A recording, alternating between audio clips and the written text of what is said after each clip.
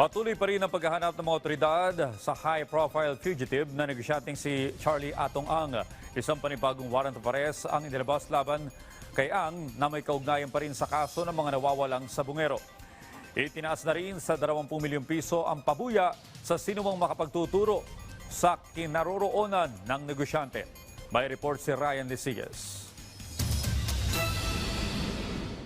Bagong warrant of arrest na naman ang kinakaharap ni Charlie Atong Ang na may kaugnayan sa kaso ng nawawalang mga sabungero. Sa pagkakataong ito, ang San Pablo Regional Trial Court Branch 29 naman ang naglabas ng warrant para sa kasong kidnapping with serious illegal detention. Bagamat patong-patong na ang kaso na kinakaharap ni Ang, bigo pa rin ang mga otoridad na maaresto ang negosyante. Dahil dito, dinagdagan na ng Department of the Interior and Local Government o DILG ang patong sa ulo ni Ang. Mula 10 milyong piso, dinoble na ito sa 20 milyong piso.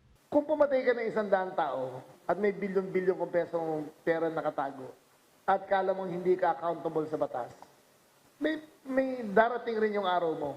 Darating rin yung araw mo. Kailangan harapin mo yung ginawa mong mali. Napakarami niyang pera.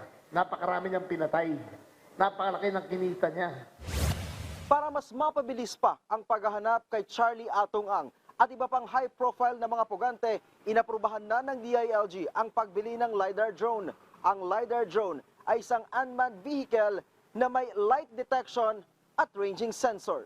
Yung LiDAR na yan can penetrate through canopies of trees para makita mo kung ano nasa ilalim ng mga puno.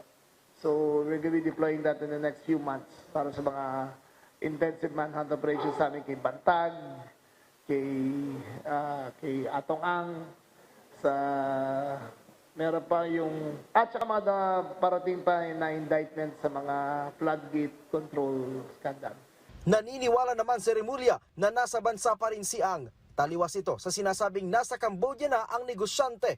Siguro naman, in the interest of justice, kung yung mga nagnanakaw nga ng lotion, kinikulong natin sa Quezon City Jail ng 6 na buwan, ito, bilyon-bilyon ng kinita, daan ng pinatay. Dapat naman managot siya.